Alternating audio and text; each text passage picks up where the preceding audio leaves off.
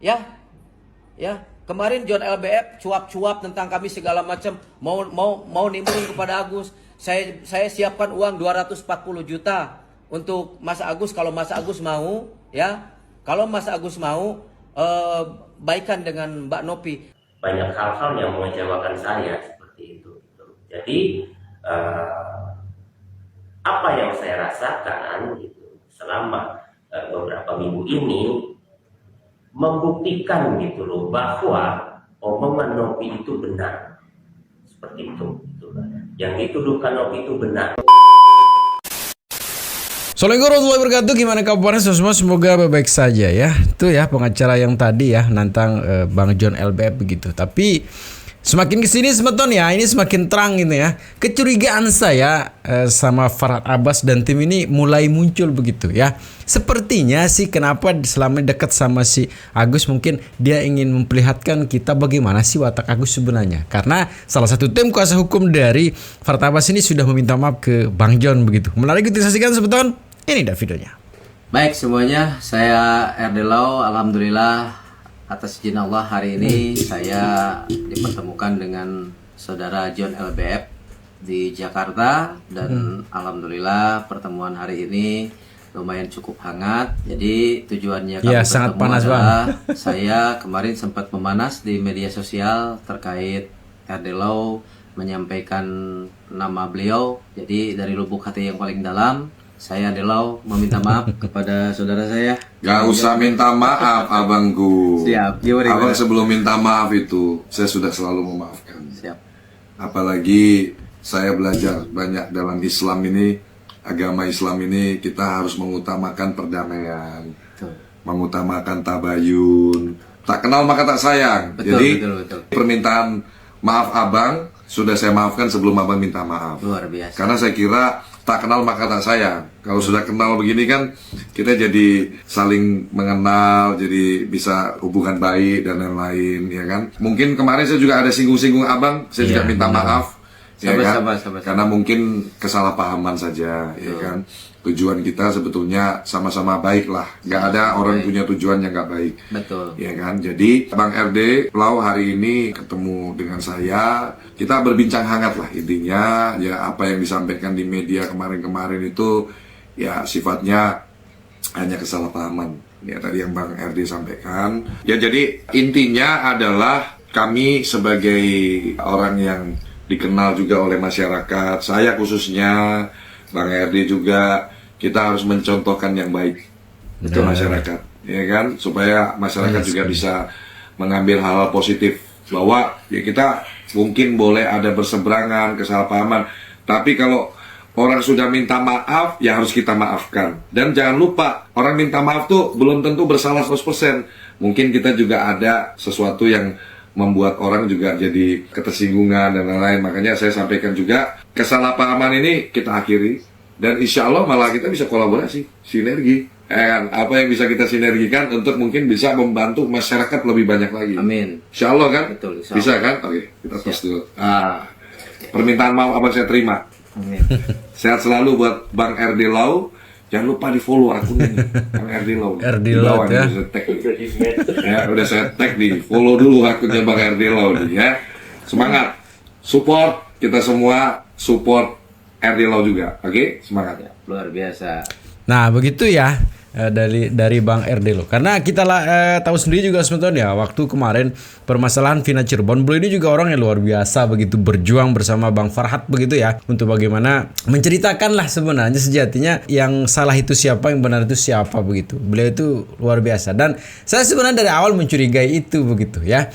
Dan kecurigaan saya terhadap Bang RD ini sebenarnya dikuatkan lagi dengan pernyataan demi pernyataan yang beliau sampaikan selama ini begitu. Memang tujuannya ini memang ada sesuatu yang beliau sembunyikan gini ya. Kita nantikan saja kejutannya ya. Jadi ini dia videonya sebentar. Jujur saya adalah orang yang memang dikonfirmasi oleh kuasa hukumnya atas perintah dari Pak John untuk memberikan somasi. Sebetulnya makna dari somasi itu sah-sah saja. Bukan somasi itu, justru somasi itu ruang untuk mempertanyakan permasalahan yang sedang terjadi, benar atau tidak. Dan kita berbincang-bincang, ya meskinya sebelumnya kan kita tahu panas kan begitu. Tapi ya alhamdulillah beliau orangnya bijaksana Dan ketika saya dengan beliau meminta maaf dan bermaafan, itu hal yang positif bagi saya, sehingga tidak terlalu banyak kontra, sehingga permasalahan ini tidak menjadi blunder ke sana ke sini. Ya tidak ada salahnya saya secara pribadi dengan beliau tabayun, dan sudah ada titik temu, dan memang saya di sini tidak mewakili halayak banyak yang berkepentingan dengan kerusuhan ini. Saya ingin kerusuhan ini segera mereda. Dan ketika saya bertemu dengan Bang Jen, dan dia adalah rekan sejawat kita yang sudah mundur, ya mungkin itu juga beliau udah kenal sebelumnya kan begitu. Tetapi jujur sampai hari ini saya tidak pernah merasa terbawa dengan arus pertemuan ini. Ya, saya kembalikan kepada ketua tim. Saya hari ini bertemu dengan hal yang baik, menurut pertimbangan yang positif, dan saya tidak ada sedikit pun egosentris ataupun sentimental buat teman-teman, tidak ada. Bahkan saya juga mau bertemu pun saya konfirmasi dulu kepada ketua tim. Ya nggak tahu ya, kalau perspektif mereka saya disalahkan, saya di sini tidak mewakili halayak banyak yang berkepentingan dengan kerusuhan ini. Saya ingin kerusuhan ini segera mereda. Dan ketika saya bertemu dengan Bang Jen, dan dia adalah rekan sejawat kita yang sudah mundur, ya mungkin itu juga beliau udah kenal sebelumnya kan begitu. Tetapi jujur sampai hari ini saya tidak pernah merasa terbawa dengan arus pertemuan ini.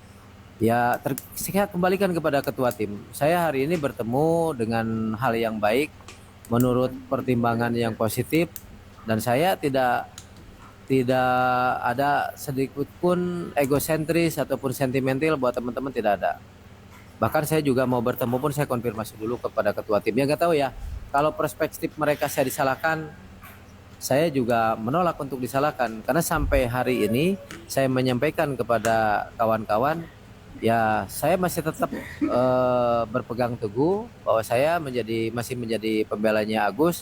Ya terkecuali misalkan ada sudon, ada buruk sangka yang keterlaluan sehingga saya merasa dituduh yang lain-lain, ya mungkin saya juga akan tahu diri lah.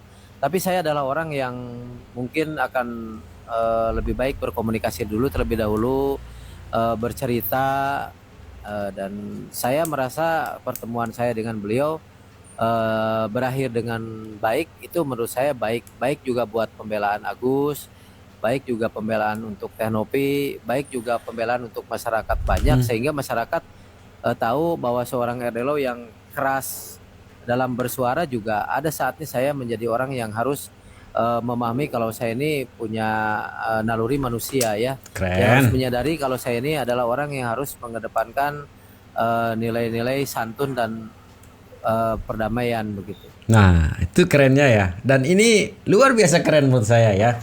Ketika memang apa yang menjadi ketidaktahuan kita untuk membela sesuatu yang tidak benar begitu kan. Dan ketika sesuatu itu terbuka, kebenaran itu terbuka, bahwa selama ini memang yang dibela itu ada satu kejanggalan mungkin atau memang salah, cepat-cepat beliau itu minta maaf. Ini sifat yang kesatria menurut saya ya. Dan ini yang luar biasa begitu. Di samping itu juga sebetulnya ada juga pengacaranya kemarin, si Agus ini juga mengundurkan diri begitu kan. Ini ada apa ini ya? Kita patut pertanyakan juga ini ada apa ya. Tapi menarik disaksikan sebetulnya, ini dia videonya. Saya sudah tidak lagi menjadi pengacara dan kuasa hukumnya Agus Salim. Merdeka. Wah, kayaknya mengejutkan nih Bang. Kabar mengejutkan, Banja yang bela Agus dari awal kok bisa mundur Bang. Gimana Bang maksudnya? Ya, mundurnya seorang kuasa hukum atau pengacara itu hal yang biasa ya.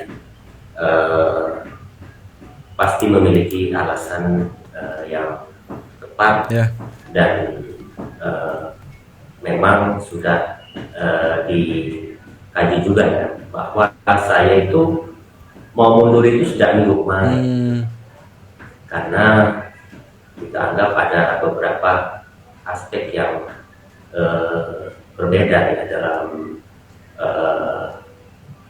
penanganan terkait kasus ini, ya. Terkait cara menanganinya, proses seperti apa. Betul. Jadi itu juga yang melatar belakangi yang membuat perbedaan itu ada seperti itu. Namun yang lebih krusial lagi terkait si pemberi kuasa ini, ya, si saudara Agus ini, gitu, seperti itu. Karena kami anggap juga sudah tidak lagi membutuhkan saya, ya, apalagi menghargai saya. Jadi dalam berbagai hal juga sering ada perdebatan, perbedaan, padahal kita selalu mencoba berupaya memberikan yang terbaik, membantu dia, ya, dalam upaya damai seperti itu. Memang sejak awal, ya,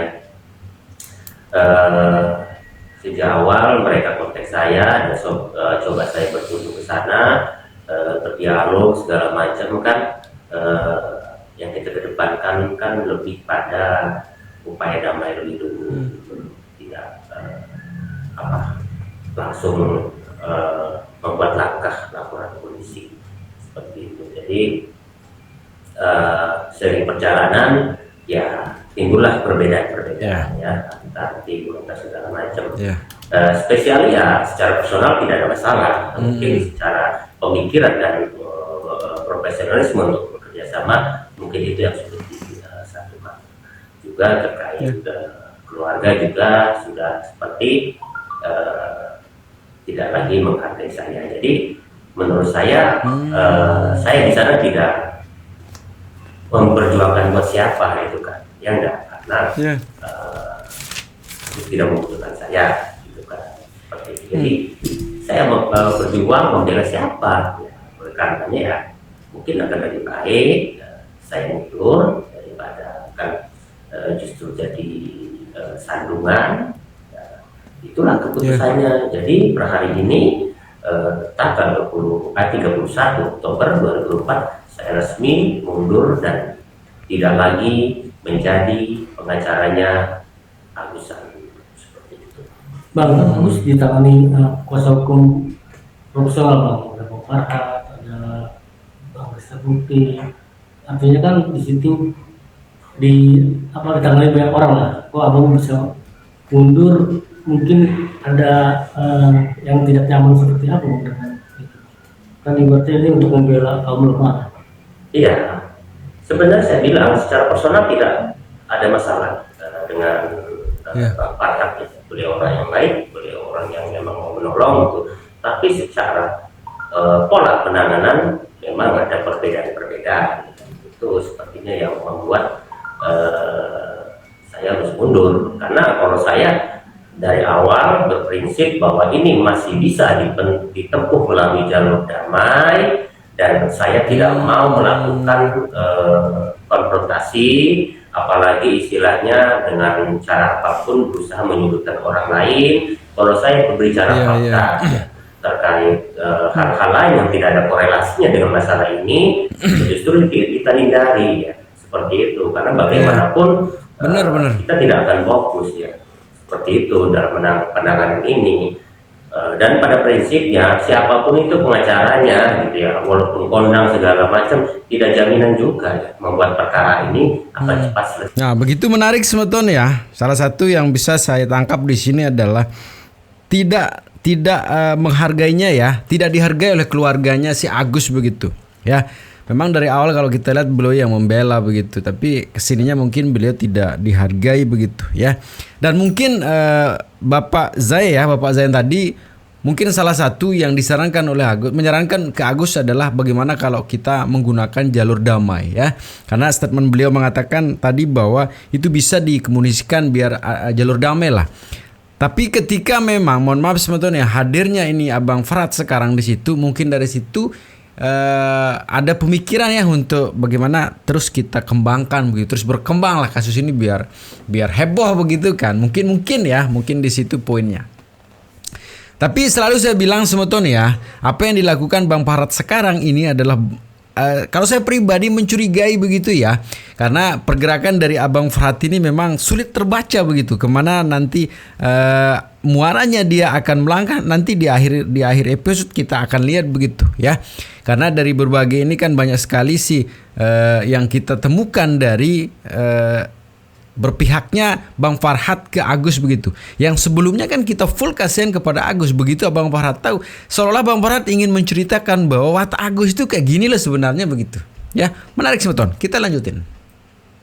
Kalau ada isu terkait Agus bisa melihat, kalau saya menduga sih memang dia masih bisa melihat, ya. Walaupun tidak seberapa, karena dalam beberapa kesempatan dia mencoba buat ini seperti pada saat saya telepon dan saya saudara, dia berusaha kayak seperti orang saudara bisa buat melihat ya, terutama mata kanannya. Sosok Agus sih saat ini jelas banyak hal-hal yang mengecewakan saya seperti itu. Jadi apa yang saya rasakan gitu, selama beberapa minggu ini membuktikan gitu loh bahwa omongan Novi itu benar. Seperti itu. Yang dituduhkan Novi itu benar, seperti itu gitu. Itu menjawab tudingan yang ditudingkan Novi gitu, seperti itu. Berapa yang perlakuan dia terhadap saya padahal Iya. Jadi mundurnya saya, keluarnya saya dari tim bukan karena saya berbeda pendapat dengan Bang Farhat, bukan itu yang utama, tapi kekecewaan saya terhadap Agus. Seperti itu ya, kekecewaan saya terhadap Agus gitu loh. Ibaratnya udah dibantu kok mentung kayak gitu loh, dengan seolah-olah mencurigai saya seperti apa gitu kan, lucu gitu loh, seperti itu sih pada prinsipnya gitu. Bahkan ya beda lah gitu. Jadi kalau dulu dia masih komunikasi dengan saya, malam pun kalau ada apa-apa dia telepon ke saya, metode ini, kalau sekarang sudah tidak lagi.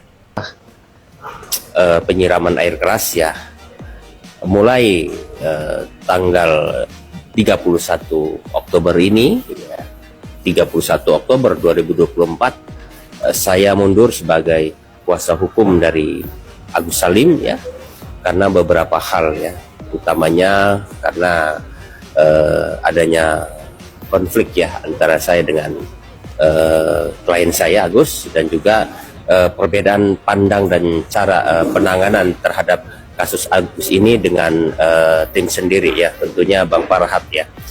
Secara pribadi saya tidak ada masalah ya dengan Bang Farhat, beliau orang yang baik ya.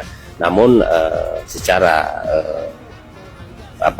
secara pekerjaan ataupun profesional kami sepertinya tidak memiliki jalur yang sama ya. Dan terkait permasalahan dengan klien saya Mas Agus ya, tentunya saya sebagai seorang pengacara, sebagai seorang lawyer, merasa apa yang setelah saya upayakan dan saya kerjakan tidak mendapatkan ataupun tidak dihargai oleh beliau ya, sehingga menurut saya harus mundur dari kuasa itu, karena saya anggap klien saya tidak membutuhkan bantuan dari saya, tidak membutuhkan kegiatan dari saya. Ya betul seperti itu ya. Jadi itulah alasan kenapa saya harus mundur. Kami masih solid. Gitu sebetulnya ya, ini semakin menarik juga sih. Dan saya rasa sih apa yang menjadi penilaian kita sekarang terhadap si Agus ini kan sudah hampir sama begitu kan, dari pendapat-pendapat para netizen, dan ini diperkuat juga dengan pendapat yang disampaikan tadi oleh mantan pengacaranya begitu ya. Sebenarnya sih kalau kita secara logika berpikir sebetulnya dalam pengambilan sikap secara pribadi kita melihat nominal yang 1,3 atau 1,5 itu mungkin besar kemungkinan bisa merubah watak seseorang begitu ya. Mungkin alasan pertama ya karena takut mungkin dikurangi ya, takut nanti diambil, takut tidak jadi begitu. Atas dasar itu tuh mungkin yang mengakibatkan ada ketakutan tersendiri, sehingga dalam pengambilan sikap juga itu kadang-kadang ya tidak elok gitu kan kalau kita lihat baik dari sisi kita sebagai netizen maupun tadi disampaikan oleh para pengacara. Tapi coba kita lihat semeton ya, satu pendapat dari netizen menanggapi bertemunya sekarang ini mantan pengacara si Agus dengan Bang John. Ini dia. Ini RD Lau, John LBF, dan ini Jainuddin SH yang kemarin pengacaranya Agus yang mengundurkan diri. Prediksi saya dan pertanyaan saya, kenapa Jainuddin masih dengan RD Lau? RD Lau kemungkinan sudah tidak betah ada di barisan para pengacaranya Agus, apalagi yang kita ketahui kemarin, RD Lau ditegur terang-terangan di depan wartawan oleh FA. Kemungkinan RD Lau ini juga udah kapok bantuin si Agus. Dan roman-romannya RD Lau ini mau mengundurkan diri juga mengikuti jejaknya Jainuddin. Kalau dilihat mereka bertiga ini ya, kumpulkan dengan orang-orang yang positif, kalian bisa lihat ya auranya ikutan positif. John LBF mendukung si Tenovi. Jadi prediksi saya kemungkinan orang tiga ini akhirnya berbalik dan mendukung Novi. Kita para netizen, kita menunggu kejutan-kejutan berikutnya. Salam dari Kokoyo Cimot. Yang suka video saya silahkan follow dan tinggalkan komentar. Nah begitu ya. Siapa yang akan betah begitu ya? Siapa yang akan betah dengan watak Agus seperti itu dan sekali lagi watak Abang Pras seperti itu ya? Tapi semakin menarik kalau kita terus ikuti semeton ya. Mudah-mudahan sih dalam waktu. Tapi yang menarik semeton statement tadi mengatakan bahwa apa yang disampaikan, apa yang dituduhkan oleh Tenovi itu benar semua katanya. Berarti memang selama ini memang kita memihak pada orang yang tepat begitu semeton ya. Dan kita tahu sendiri juga Tenovi itu apa yang selama ini sudah beliau lakukan gitu, bukan hanya kepada Agus begitu ya. Tapi jengkelnya para netizen juga ini bukan karena permasalahan sekarang uang yang udah masuk gitu kan, tapi salah satu perlakuan si Agus kepada Tenovi begitu ya, yang seperti tidak tahu terima kasih ya gitu. Tapi tidak sebetulnya ada video selalu sebesar untuk jangan cepat termakan hoax ya, selalu jaga persatuan serta persaudaraan kita ya, dan jangan nakal tuh karena sedikit nakal nanti bisa berakibat fatal. Jadi segitu aja video sebetulnya. Assalamualaikum warahmatullahi wabarakatuh.